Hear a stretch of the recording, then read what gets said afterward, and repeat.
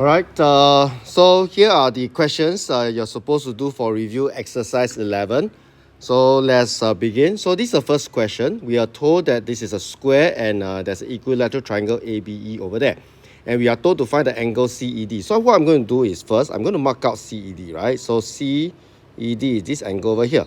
I mark it out in red, so that's very clear this is what we are looking for, right? Now, next thing we need to do is we need to actually recognize some of the properties based on the information that's given. We are told that this is an equilateral triangle. Equilateral triangle means this length equals to this length equals to this length, right?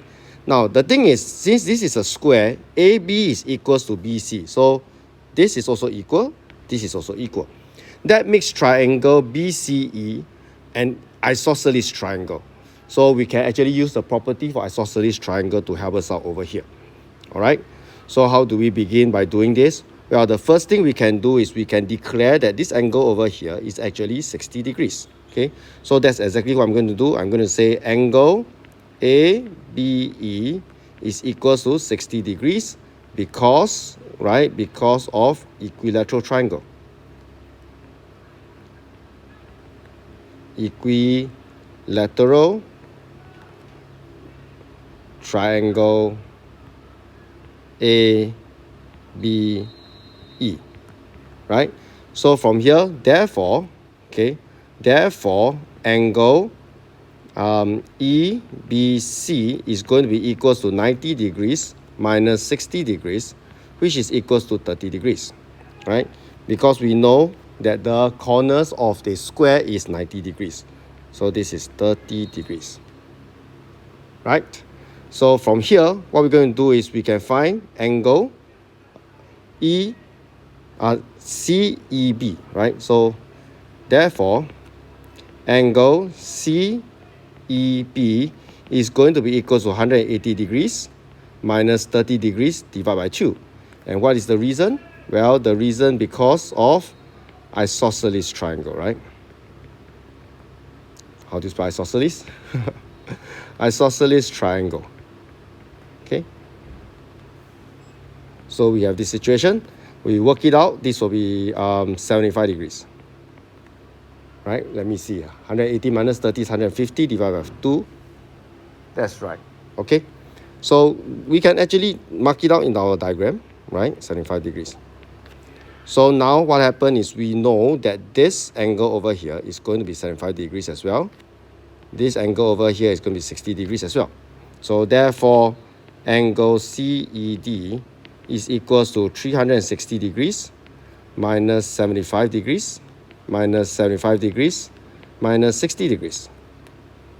And that will give us the solution of 150 degrees. And of course, what's the reason? The reason is because they are angles at a point. Right? So this is the solution to the first question. Let's look at the second one. Okay. The second question over here, we are given an isosceles triangle, as you can see, and we are supposed to find the angle E, F, and G. Right? So what can we do? Well, first of all, we can say that angle DAB,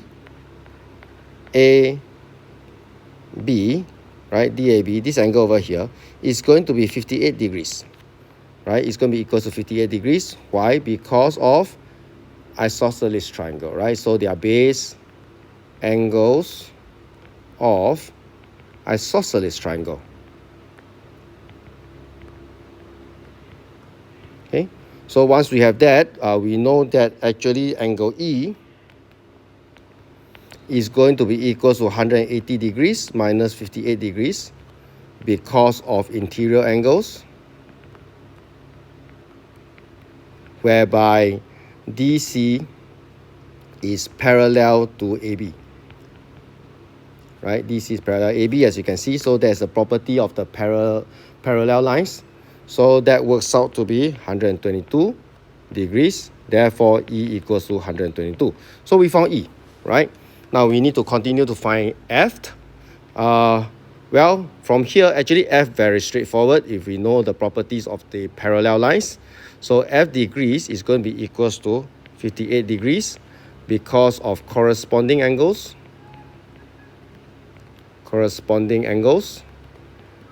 And of course, it's because DC is parallel to AB again, right? So therefore, F is equals to 58, right? Finally, we are supposed to find G, right? So again, EDC is an isosceles triangle. So therefore, G degree is going to be 180 degrees minus 58 degrees twice, right? 8 degrees twice. Okay, this is actually because of angle sum of triangle, right? So that works out to be 64. So G is equals to 64. Okay, so that's the first part of review exercise 11. We'll continue in the next video. Hope you have been successful so far.